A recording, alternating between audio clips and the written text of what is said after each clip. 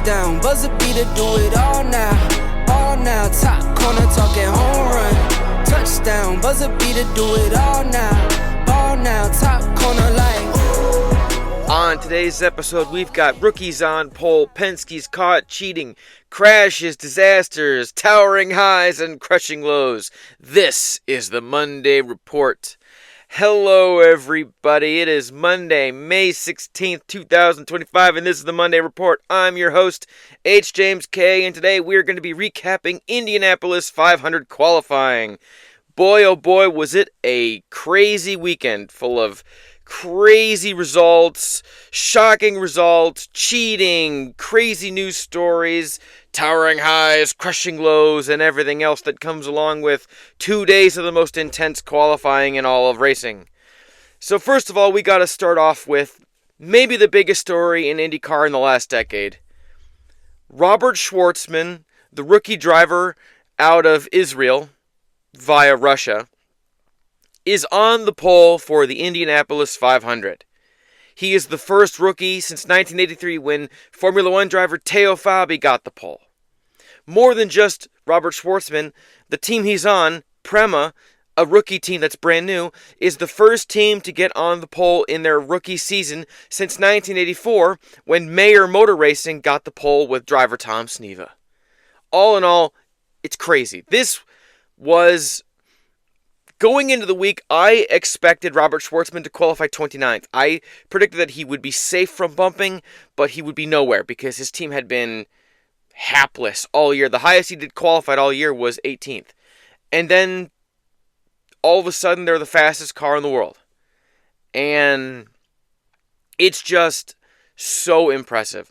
I was there at qualifying. It was the most spectacularly brave thing I've seen a driver do in a long time. Because Robert Shwartzman has never driven on an oval. Never been to the Indy 500. Prema has never driven on an oval until they came to Indianapolis. And it's one of these things where it kind of became clear during qualifying that, you know, Shwartzman, if he can keep it flat, he's really fast and he might be able to do this thing. To that point, Joseph Newgarden, just before the Fast Six, was jogging around the track. We'll get on to the reasons why he was doing that later. And he talked to the radio guys in Turn 3, and he even quipped that if Robert Shwartzman can keep it flat, he's going to get the pole. He said that an hour before Fast Six qualifying, and he was right. Robert Shwartzman kept it flat, and he got on the pole. Starting off his run with a 233.163 mile per hour and gradually falling off from there over the next 4 laps. It was spectacular to watch. I had no words when it happened. It was just, everyone was like, oh, well, that was fast. Then by the time his run was over, everyone in the crowd was cheering for him. And we all wanted him to dodge those bullets. I'm a Pato diehard fan. And even I was like, I'm glad Shwartzman got the pole in that Pato because it's history. It's the kind of thing people are going to talk about Shwartzman getting the pole for years, even if he doesn't do well in the race. It's going to be one of these things that people just talk about. So it was crazy. It was absolutely spectacular. All right, moving on. Arguably a bigger story for the race is Team Penske. Cheater, pumpkin eater. Had a wife and couldn't keep her. Blah, blah, blah. Oh my God, the Penskes got caught cheating again. For the second year in a row, multiple Penske engineers will not be participating in the Indianapolis 500 because the number 2, driven by Joseph Newgarden, and the number 12, driven by Will Power, were caught with illegal modifications on their cars. So, to explain what happened, at the back of the car, there is what's called the attenuator. It is the piece of carbon fiber that acts not only as a buffer for wall impacts, but it's where the rear wing is attached. The attenuator is attached to the gearbox. And there is a seam along the attachment point between the gearbox and the attenuator. Now, in the rules, it's like Section 14, subsection something, something, something, something. You are not allowed to modify that seal, that seam in any way. It is not allowed. But the number 2 and the number 12 had a sort of Bondo-like sealant material that was like quick setting carbon fiber mixture that had been put into that seal to close it off and smooth it out to reduce drag. Now, the 12 got through tech without this being spotted, but the number 2, driven by New Garden, didn't get through tech. It got through tech a little bit, but as it was being wheeled away, someone spotted it and double-checked, and per Doug Bowles, president of IndyCar and president of the Indianapolis Motor Speedway, the number 2 was brought back into tech and re-examined, and this fault was seen, and then the 12 was brought back and checked, and it too had this fault. And both cars were somehow allowed to get on the grid for qualifying, and then they were seen using angle grinders to like grind off the sealant to somehow make the cars compliant, but doing that modification in the pit lane is itself illegal. You can't do that. You can only adjust wing angles and tire pressure once you're in qualifying. So Chip Ganassi complained, and the 2 cars were then just withdrawn from qualifying. And that was kind of it for the rest of the day. And fans and drivers alike were like furious. The Pato Award himself said that the 2 cars should be forced to the back of the field, and Jacob Abel should be allowed to run as a 34th entry because his car was legal, whereas Joseph Newgarden and Will Power's cars were not. Overnight, Doug Bowles re-examined all the facts, and they went outside the normal rulebooks, which normally you would just assess a penalty after the race. But the Indianapolis is the most important race in the world, and you can't leave something like that up to a post-race penalty, because what if Newgarden wins from 11th? Or 10th? What if Will Power wins from 10th or 11th? I mean, they've won the Indy 500. Are you going to take it away from them and give it to second? What are you going to do? Because it was clearly cheating. So instead, both cars have been moved to the back of the field. Joseph Newgarden will finish 32nd, will start 32nd, and Will Power will start 33rd. On top of that, the engineer for both cars, that's Tim Cindric, and I think Ben Bretzman is the guy for Joseph Newgarden's car. Those engineers have been suspended from the Indy 500 for the 2nd year in a row. It's crazy. The engineers were suspended last year because of another cheating scandal at the St. Pete Grand Prix last year. So, for once again, those guys are suspended. Then, on top of all that, the cars have been fined $100,000 each. And I think those penalties are very justified. I like the fact that they were decisive about it. They penalized the cars before the race because you can't let them get in the field in a good position with fast cars and win the race and then have a giant controversy of, should they have deserved to be there? Does their win count? Is there an asterisk? It's just better this way. So, thankfully, they just resolved that. Moving on to our next big storyline. Dale Coyne's rather disastrous weekend. Jesus Christ, DCR, what was going on? Yet another humiliating weekend for Dale Coyne Racing. Jacob Abel, driving the number 51 Miller High Life sponsored car, and Rinus VeeKay in the number 18 car. They had to bump their way into the field, and only one of them made it. Yeah, both team cars were so slow that they had to fight with each other to get in the field, and only one of them made it.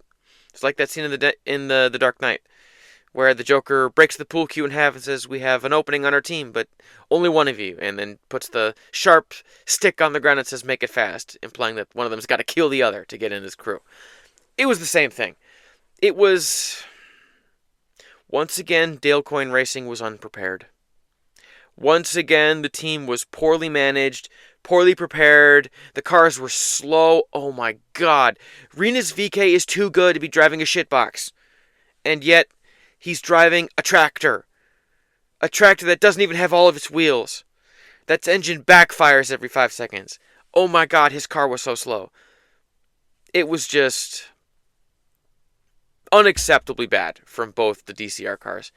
So, once again, they were nowhere. They were slow. They're in the back of the field, and it's just, it ain't right. It shouldn't be this way.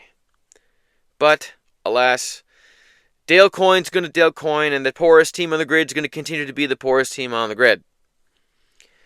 Moving on from Dale Coyne Racing, we got to talk about crashes. Oh my God, crashes. Boy, did we have several of them. Obviously, there was the ones in early practice like Christian Rasmussen and Kyle Larson, which were just whatever.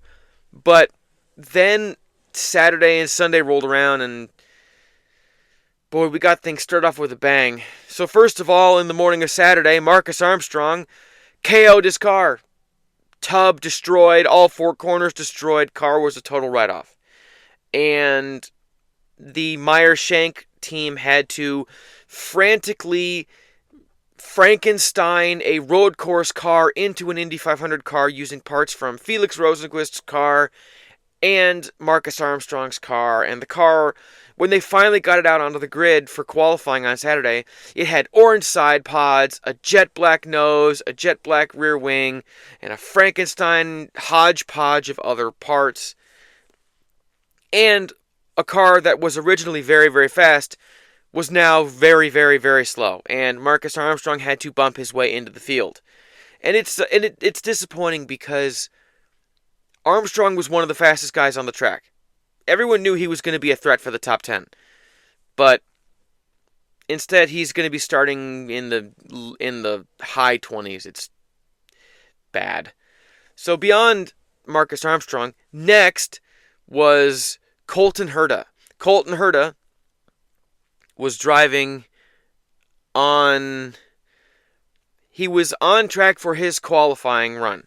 And in the first corner of the first lap, his car got loose and he smacked the wall, and his car blew over and it skidded upside down down the south short chute into turn 2, through turn 2 to the exit of turn 2. It was bad. The car was a total write-off. It was one of the most violent wrecks we've seen all year. It was bad. And miraculously, Colton Herta's team was able to rebuild a road course car into an Indy 500 special in like 4 hours. And they were able to get his car to the second portion of Saturday qualifying so he could get in the field. And he didn't qualify well. His car was really slow, but he managed to get in the field, which was super impressive. Then there was Scotty Mack. Scott McLaughlin. He's been the fastest man on track all weekend. So fast. And Saturday, he qualified fast enough to be in the Fast 12. And then at like 12:30 Sunday afternoon, he KO'd his car. Yeah. His car was toast. Spun, smacked the wall, destroyed the car. So while Scott McLaughlin's Yellow Submarine, his number 3 Pennzoil sponsored car, made the Fast 12, it's going to start 10th because of, well, he didn't get to make a qualifying run, so he was going to start 12th, but with the New Garden and power penalties, now he'll be starting 10th. And it's worth noting that the 3 attenuators for the number 3 car were also impounded with the number 2 and the number 12 and studied. And the number 3, driven by Scott McLaughlin, did not have the illegal modification, so he is not being sent to the back as well. Either way, it's really disappointing because Scotty Mack had a really fast car, and we don't know what kind of shape that car is going to be in, really. I mean, it might be really fast, or it might be a heaping pile of excrement. But we just won't know. It's still, you hate to see the crashes, you really do, but we had some gnarly ones this year. And I think part of that is because the hybrid, it has changed the handling characteristics of the car. It's made the cars real hard to drive when the track isn't just like super primo perfect. So that is a thing. So moving on from crashes, Ganassi's had a disappointing Fast 12. Scott Dixon and Alex Palou both made the Fast 12. Fast cars. Really, really fast. And ultimately, Dixon's qualified 4th and Palou qualified 6th. Now, with the Penske's out of the way, in Fast 6 qualifying, I assumed that the Penske's were going to lock out the top 2 spots because they were really fast all week. But I don't know if they just didn't trim out enough or if the cars just didn't feel like going fast. But, man, they were not fast. Like, Polo came out and did like a 2:31.8 first run. We're like, whoa, where did that come from? So, they just 4th and 6th. Now, and it goes without saying, those are great starting spots. I mean, Dixon in 4th, Polo in 6th, they can win the race from there. But it was shocking, to say the least, because those cars were fast. They're real fast. So, it's going to be interesting. There are fast cars further back in the field than you would normally expect. So, fireworks in play. Next, the old samurai still got it. Takuma Sato, 48-year-old, 2-time Indy 500 winner, the craziest mother licker in the field. Dude is qualified second.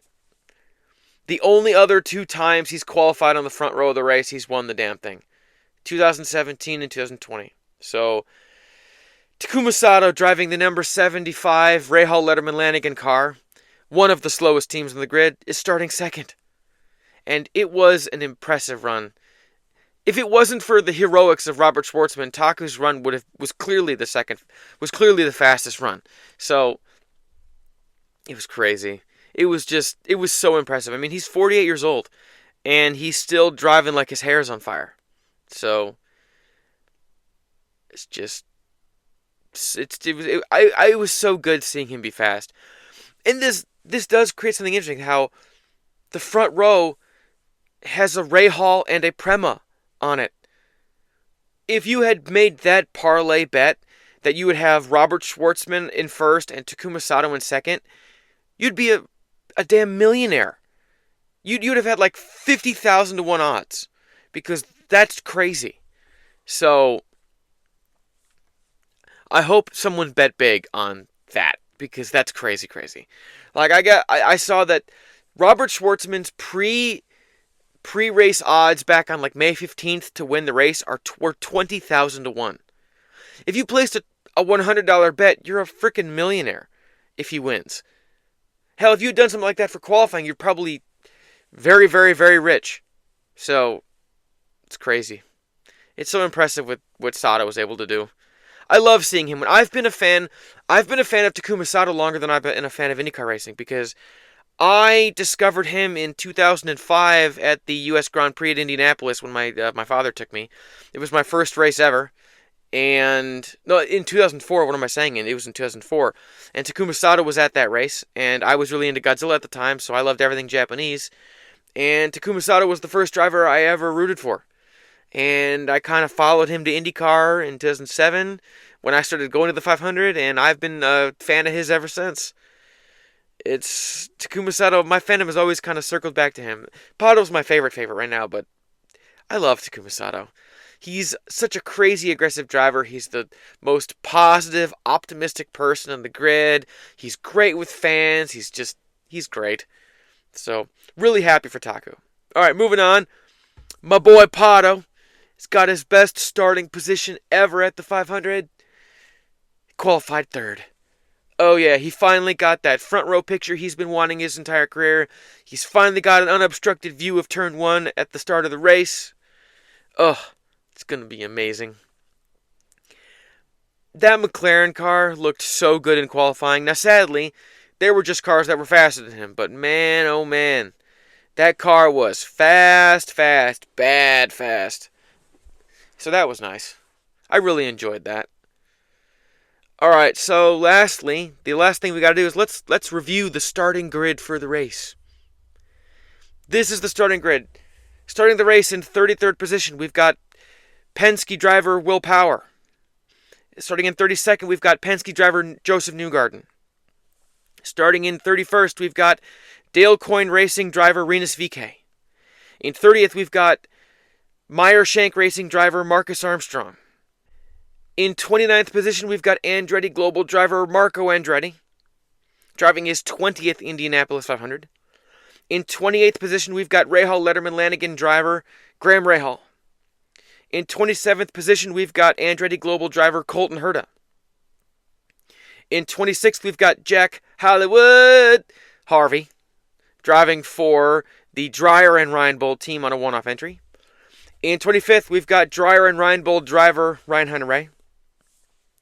In 24th, we've got McLaren driver Nolan Siegel.